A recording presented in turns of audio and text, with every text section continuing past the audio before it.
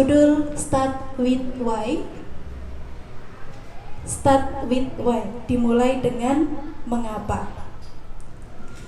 Ditulis oleh Bapak Simon Sinek. Beliau adalah seorang motivator. Secara keseluruhan, kalau membaca buku ini berkaitan dengan bisnis, ya, berkaitan dengan bisnis. Tapi jika kita aplikasikan dalam kehidupan kita, itu sangat mungkin sekali, Ustadz Bunda. Di sini yang bagian kecil nggak kelihatan ya. Di bagian kecil itu bahasa Indonesianya adalah cara pemimpin besar menginspirasi orang untuk bertindak. Jadi bagaimana seorang pemimpin besar, karena di sini kita semua adalah pemimpin, terutama pemimpin untuk diri sendiri. Kemudian di kelas juga kita sebisa mungkin menjadi pemimpin di kelas. Nah, buku ini bagaimana seorang pemimpin menginspirasi adalah dengan dimulai dari pertanyaan mengapa. Menemukan alasannya. Alasan terbesar, semakin besar alasannya, maka semakin kuat, semakin semangat seseorang itu akan melakukan sesuatu. Jadi dalam pembelajaran bisa kita aplikasikan ketika kita membantu anak-anak menemukan kenapa toh saya perlu belajar ini, mengapa pelajaran ini penting, maka kita bisa menginspirasi anak-anak untuk bisa semangat belajar materi itu. Makanya biasanya kita mengawali pembelajaran dengan apersepsi. Itu tujuannya untuk membangun pertanyaan mengapa dari anak-anak. Monggo Bunda Main. Saya di sini akan menyampaikan bagian pertama. Judulnya adalah dunia yang tidak dimulai dengan pertanyaan mengapa. Sebenarnya secara keseluruhan isinya terkait latar belakang. Latar belakang kenapa pertanyaan mengapa itu perlu. Bagaimana kalau misalnya kita mulai dengan pertanyaan yang lain, bukan mengapa, tapi pertanyaan how, bagaimana, atau pertanyaan what, apa yang akan terjadi. Secara keseluruhan bab 1 itu isinya tentang itu.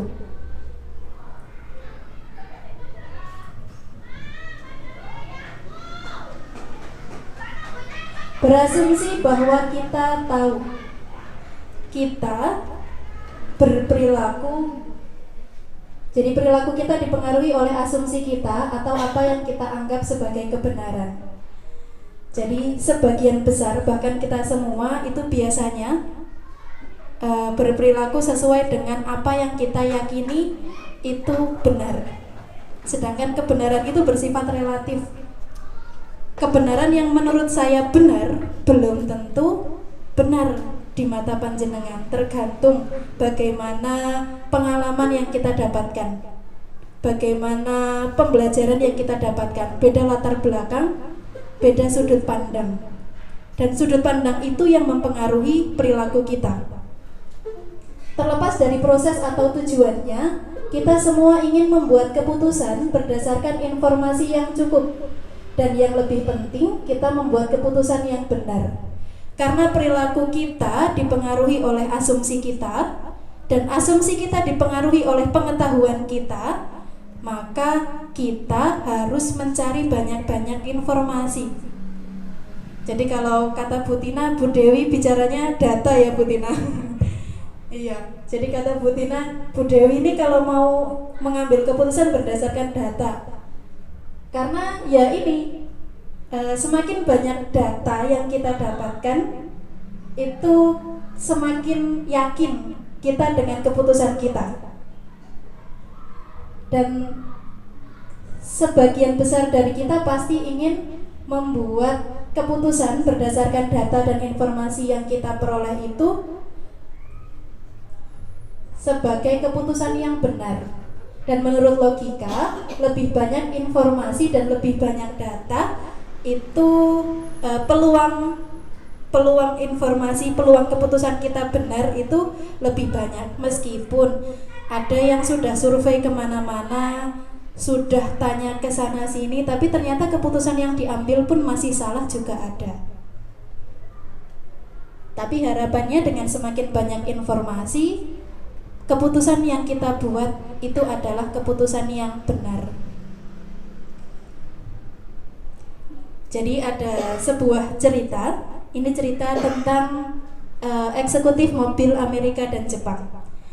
Ceritanya adalah seorang eksekutif mobil dari Amerika itu berkunjung ke pabrik mobil Jepang. Mereka sedang melihat-lihat. Kemudian di sana melihat pabrik Jepang itu sedang memasang pintu. Tapi ternyata pintu yang dibuat oleh perusahaan Jepang itu berbeda. Perbedaannya adalah orang Jepang ketika pasang pintu langsung masang saja, cetek langsung jadi.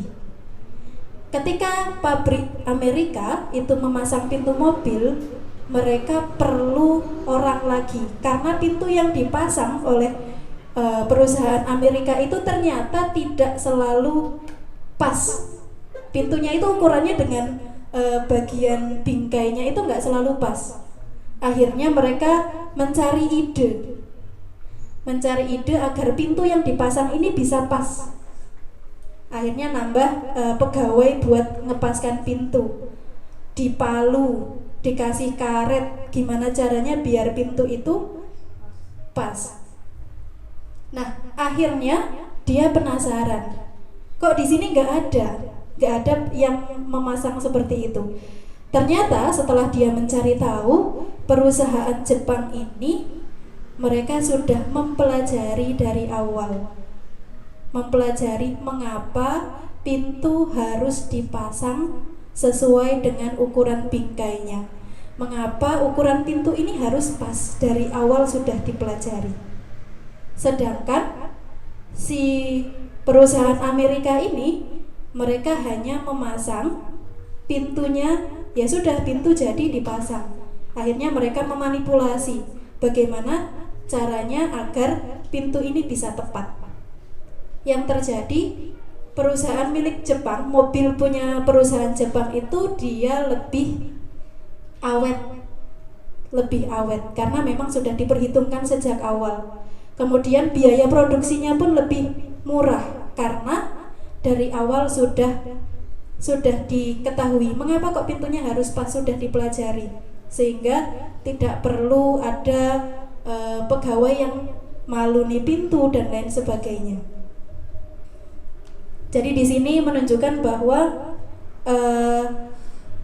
perusahaan Jepang itu sudah menerapkan why dulu, mencari dulu mengapanya, kemudian baru bertindak.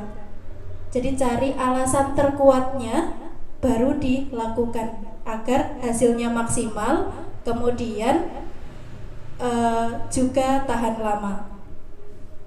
Nah, ini pertanyaannya Ustadz Bunda. Jadi manakah yang lebih efektif? Memperkirakan semua dari awal, mempelajari semua dari awal, atau mencari solusi di akhir dengan memanipulasi itu? Jawabannya dari panjenengan masing-masing ya. Kira-kira mana yang lebih efektif? Monggo Bunda Main.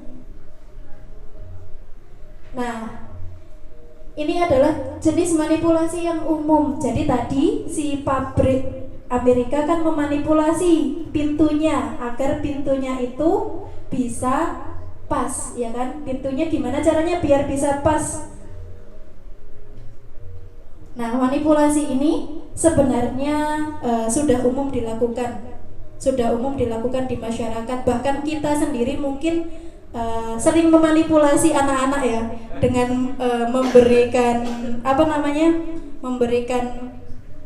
ngedeni ancaman iya, dengan mengancam anak-anak itu kan kita sudah memanipulasi kan. Harapannya dengan ancaman itu anak-anak takut, ya kan? Anak-anak takut dan mengikuti apa yang kita perintahkan. Jadi manipulasi ini sebenarnya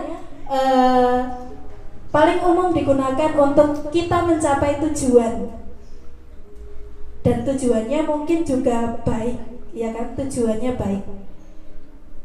cara umum yang dilakukan untuk mencapai sesuatu. Kalau di buku ini karena memang kebanyakan membicarakan tentang trik bisnis, maka manipulasi yang ditampilkan adalah dengan harga. Harganya direndahkan serendah mungkin. Biasanya promo-promo itu tujuannya adalah memanipulasi pelanggan agar semakin senang belanja. Promosi beli 2 dapat 1, beli 3 dapat 3 itu juga manipulasi. Kemudian rasa takut termasuk ancaman yang kita lakukan kepada anak-anak itu adalah untuk memanipulasi anak-anak, ya kan? Karena dengan rasa takut dia pasti akan mencari aman. Kemudian aspirasi. Aspirasi ini dengan memberikan sesuatu yang positif. Misal produk pelangsing, minum ini langsung langsing. Itu juga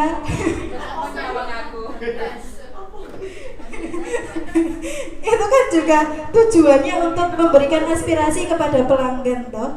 Iya, itu juga untuk memanipulasi. Kemudian tekanan kelompok, kalau di dalam jual beli biasanya endorse, menggunakan endorse artis-artis banyak yang pakai. Terus reviewnya juga bagus. Itu juga membuat pelanggan pengen beli. Kemudian inovasi yang inovasi tujuannya untuk menyaingi. Inovasi yang tujuannya untuk menyaingi. Sana ada ini, sini nggak mau kalah. Inovasinya harus, tapi tanpa dipikirkan mengapa kita harus inovasi tanpa dipikirkan. Yang penting pokok kita punya hal baru, ngono kuwi. Itu juga tujuannya untuk memanipulasi. Jadi inovasi yang sebenarnya itu ya memang kita perlu melakukan yang lebih baik dan kita tahu alasannya kenapa. Tidak hanya sekedar persaingan dan lain sebagainya. Manipulasi versus inspirasi. Jadi di sini manipulasi tadi kan memang umum, tapi harga yang kita bayar untuk uang yang dihasilkan, maksudnya di sini manipulasi itu mahal. Manipulasi itu mahal. Kalau di dalam bisnis kan dengan menurunkan harga otomatis dia modalnya juga lebih besar karena harga produksinya tetap. Makanya di sini manipulasi itu mahal. Manipulasi menjurus ke transaksi bukan kepada kesetiaan. Karena ketika kita diiming-imingi sesuatu, biasanya ketika tidak dari hati, kita hanya ingin melakukan sesuai dengan apa yang diiming-imingkan itu. Ketika yang diiming-imingkan sudah selesai, maka kesetiaannya nggak ada, ya sudah selesai urusan kita. Jadi tidak melahirkan kesetiaan. Kemudian hanya strategi itu ampuh bukan berarti strategi itu benar. Jadi di sini manipulasi itu memang sangat ampuh sekali dan umum digunakan. Tapi hanya karena ini ampuh bukan berarti benar. Boleh sekali-sekali digunakan, tapi sebisa mungkin kita kurangi. Lebih baik yaitu tadi tunjukkan alasannya. Ketika dengan anak-anak ya alasannya kenapa kok ini harus dilakukan, alasannya kenapa kok ini nggak boleh dilakukan, kita harus tahu. Termasuk ketika PPDB kita juga harus tahu kenapa wali murid itu menyekolahkan anaknya ke Darussalam. Itu kita harus tahu, harus tahu tujuannya ya biar kita bisa memberikan inspirasi. Nah, ini untuk kita semua. Jadi panjenengan semua adalah pemimpin yang hebat, baik untuk diri sendiri ataupun untuk orang lain. Pemimpin hebat bisa menginspirasi orang untuk bertindak, menumbuhkan rasa memiliki karena merasa satu frekuensi, bukan karena imbalan atau manfaat yang akan diterima.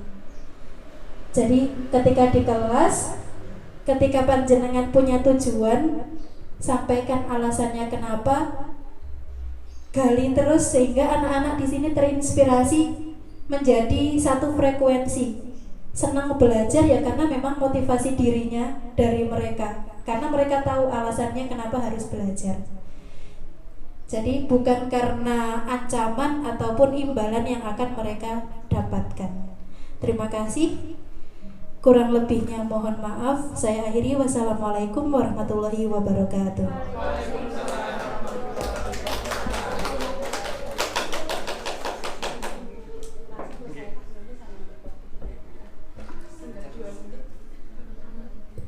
Ya, terima kasih Bunda Dewi, luar biasa sekali. Ini mungkin juga saya belajar dan juga mendapatkan dari apa yang sudah disampaikan Bunda Dewi. Intinya ada dua hal yang bisa kita lakukan untuk mempengaruhi atau mencapai suatu keadaan atau tujuan, yaitu menggunakan cara manipulasi ataupun memulai dari tujuan itu sendiri dan membiarkan segala sesuatu bergerak secara alami. Nah, kenapa pertanyaannya why? Kenapa diawali dengan mengapa? Bukan apa, bagaimana, siapa, di mana, dan lain sebagainya.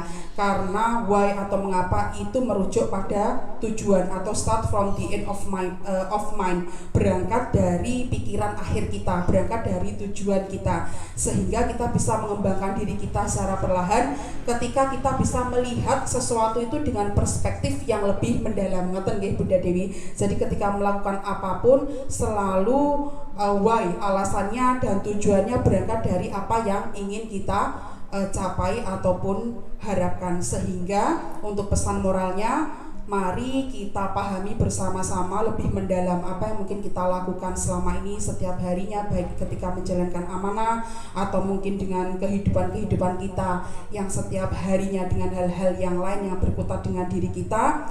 Coba pahami lebih mendalam alasan kita melakukan sesuatu. Jadi kita berangkat dari alasan dan tujuan di awal. Tidak hanya cukup untuk dapat menjelaskan apa yang mungkin kita lakukan atau bagaimana kita melakukan hal tersebut. Yang paling penting adalah mengapa kita melakukan hal tersebut. Terima kasih, semoga mampu menginspirasi untuk kita semua nggih Ustadz Bunda. Saya kembalikan ke Ustadz Rizky, monggo. Ya, terima kasih diberikan kepada Bunda Dewi dan juga Pak catatan panelis kita dari Bunda Ika. Semoga belajar hari ini dapat bisa bermanfaat dan kita dapat bisa mengambil hikmah dari apa yang kita pelajari. Sekian dari saya. Wassalamualaikum warahmatullahi wabarakatuh. Waalaikumsalam.